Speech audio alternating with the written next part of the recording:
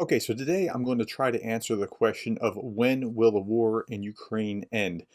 And I'm afraid the answer is not anytime soon. And I'm going to lay out my case going through today's events like I generally do. And if you don't know me, my name is Gerdes. I look at each day's events, the newspaper headlines. I triangulate on the news to try to make sense for my viewers about what is going on in Ukraine. And I look at it militarily, politically, economically, the information space. I try to cover all of those things. Okay, so let's start with this. Yesterday, I talked about how the Kremlin was saying withdrawing Russian troops from Ukraine before 2023 is out of the question.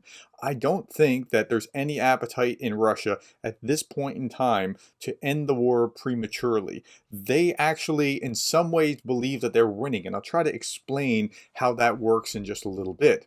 In the meantime, today we saw Putin says Ukraine war may be a long process, but cites serious gains. Now think about it. If you're Putin, he has been kind of bloodied, okay? He's been bludgeoned by Ukrainian victories and things along those lines. But what has he gained?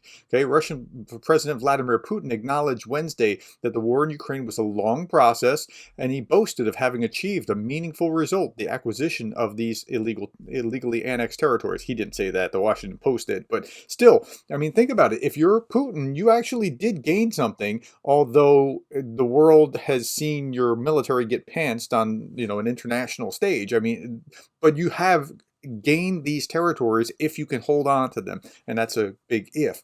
And I don't think he's going to be able to hold on to them. But if you're Putin, you're thinking, yeah, maybe let's keep going. He's not in any mood to end the war anytime soon.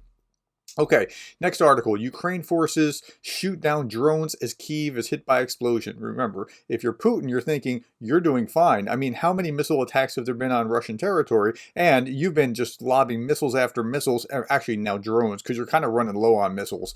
More drone attacks than missiles right now. But the assault on early Wednesday, which authorities described as continuation of Russia's energy terror. By the way, this is a great term to use, energy terror. That's what it is. It's energy terrorism.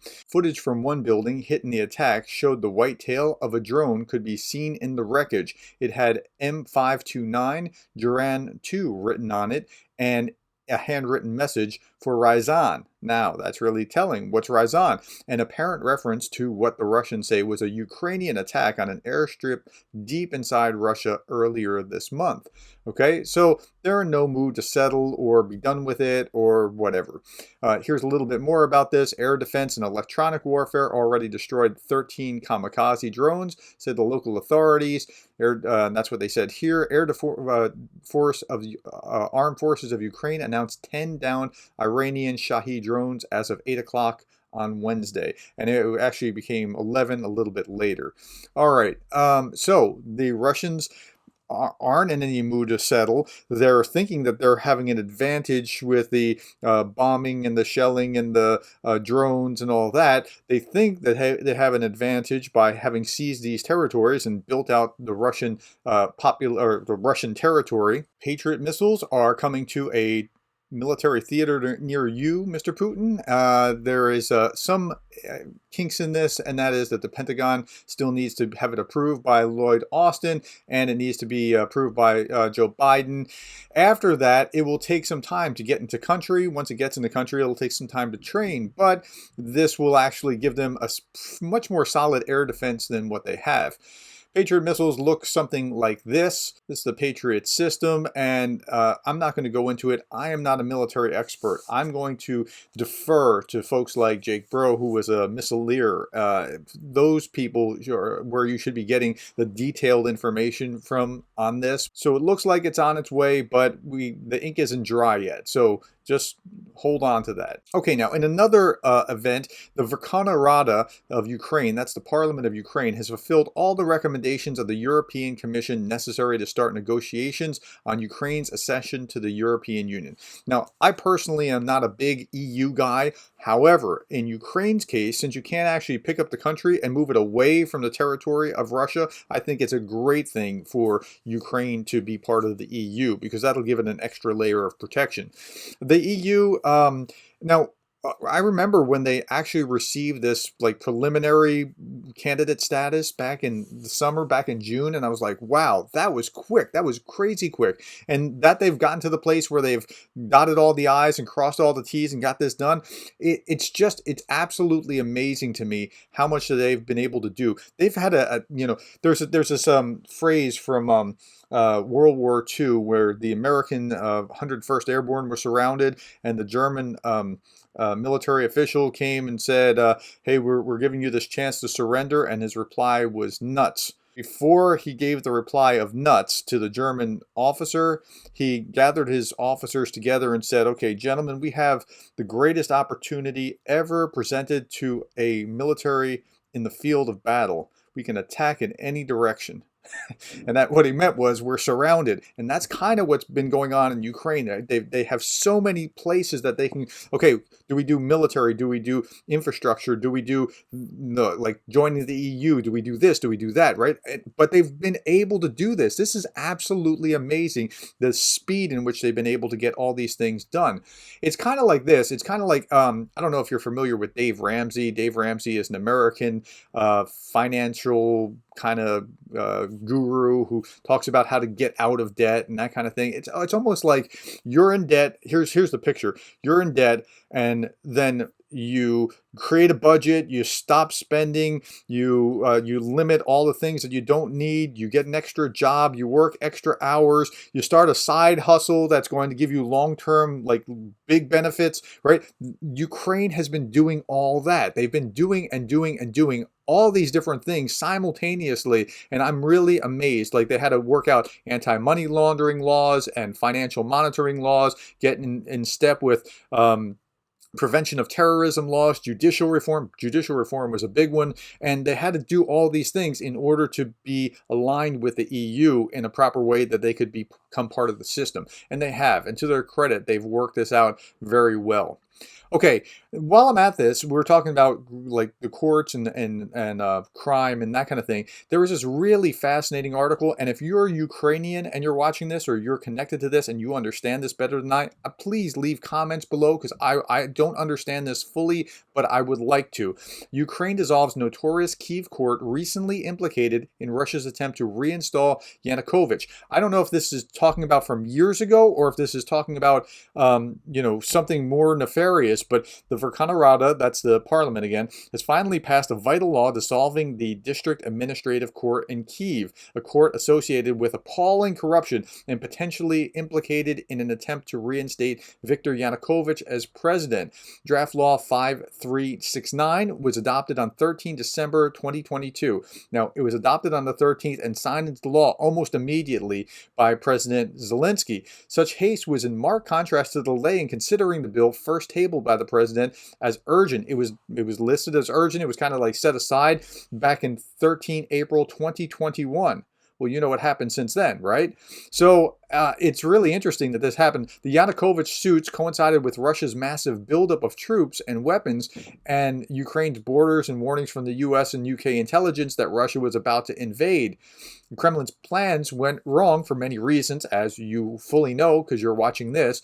Kyiv did not fall within 3 days, according to the Shkemy report. Examination of both suits was terminated in April as Kyiv Oblast was liberated. So whatever the immediate trigger for the adoption of the bill on December 13th, there had been a huge support for the dissolution of this particular court. If you can shed light on what's going on here and you're Ukrainian, you get the background. Like, I've read about the Maidan Revolution, I've read about the Orange Revolution, I've read about all these things, but I don't have firsthand knowledge, and I'd love to hear what you have to say. Okay, let's turn our attention to some fun with Russian state media. First article, USA's Patriot systems in Ukraine will take the world straight into World War III. Okay, they always are hyperbolic about this in Pravda and RT. According to them, the United States is ready to approve the shipment as early as Thursday, December 15th. And they said Dmitry Peskov, the Kremlin spokesman, clarified that the United States had no intention to stop supplying arms to Ukraine. In his opinion, Washington intends to continue to blame Moscow for everything, disregarding the crimes that Kyiv committed on the territories that they've already become a part of Russia. I repeat, Once again, this will make the conflict longer and more painful for the Ukrainian side, but it will not change our goal in setting the final result. They continually say this. It's just prolonging the inevitable. Well, okay, let's prolong the inevitable then. Let's see how that works out. The United States is provoking us into a direct conflict with NATO. No, the United States is not provoking you. The United States has gone to great length. The United States has been deterred by this saber-rattling rhetoric for far too long, especially if they supply Patriot air defense systems. You realize you just said Patriot air defense systems, right? You understand what a threat that is. Okay, Igor Krasnetko, the director of a Center for Analysis of World Arms Trade, told RIA Novosti on Wednesday, December 14th, this will be a fundamental step toward escalation on the part of Washington. The purpose of this step is to prolong the existence of Zelensky's regime and significantly complicate Russian airstrikes against the key objects of Ukraine's military and energy system. Well, yeah, that's right. That's exactly what we're trying to do. We're trying to make it hard for you to do that kind of thing. And it is to prolong the existence of Zelensky's regime. It's also to beat you. So, I mean, there's that. Okay, next, RT, U.S. missile strikes on Ukraine will be targeted if delivered. I read this and I couldn't help but laugh because how's that worked out with you with HIMARS? I mean, so you're going to target it. I mean, it's such a laughable concept. This Kremlin spokesperson Dmitry Peskov said on Wednesday that Russia would certainly target Patriot missile systems in Ukraine if the weapons are deployed. Okay, well, it's kind of like saying, you know, if Rocky's there, I'm going to beat him up. Good luck. What are you going to target Patriots with? With missiles? I mean, okay. Anyway, let's think through that. This was an interesting map in another article, and I've seen this before, and this was what it was going to ultimately look like.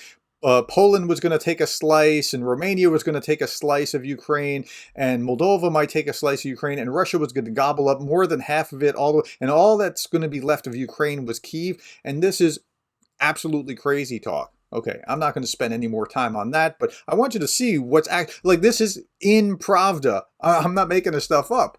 Okay, next, Putin will be ready to strike preventative nuclear blow. Okay, he's saber-rattling about preventative nuclear blow, like he's going to first strike. Now, again, the rhetoric is meant to cause the U.S. to back off and NATO to back off, and that's exactly what Putin wants. And so if you can say something and get the same effect of having had to do something, that's a great win for you. Putin spoke about the nuclear doctrine at the Eurasian Economic Summit in Kyrgyzstan. He then admitted that he was thinking about the concept of preventative nuclear strike that Washington uses in its own doctrine, except Washington uses it in its doctrine differently. Preventative strike is not nuclear. Preventative strike is generally a regular explosives kind of strike, not full-out nuclear war. But Putin doesn't care because that's not his point. His point is to prevent and deter the U.S. Okay, Putin, Merkel confirmed Russia made the right decision. So this is another little bit of, Merkel said something about how Minsk II was never going to be implemented or something along those lines, and it gave Ukraine time to get stronger.